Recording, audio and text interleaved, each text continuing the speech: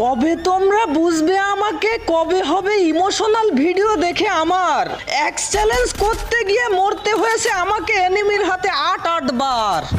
কি চ্যালেঞ্জ নিছিলাম আমি জানো কি তোমরা?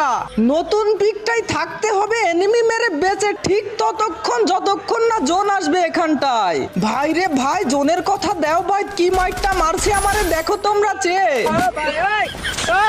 মেজাজ মোজাজ গরম হচ্ছিল, তারপরেও এখানে পড়ছিলাম চ্যালেঞ্জ কমপ্লিট করতে বারে বারে। একবার তো মারছিলাম আমি ভয়ানক ভাবে 6টা এনিমিকে। মারার পর ভাবছিলাম এবার চ্যালেঞ্জটা হয়তো কমপ্লিট হবে। বাল হবে না, চ্যালেঞ্জ কমপ্লিট মেরে দিল আমাকে।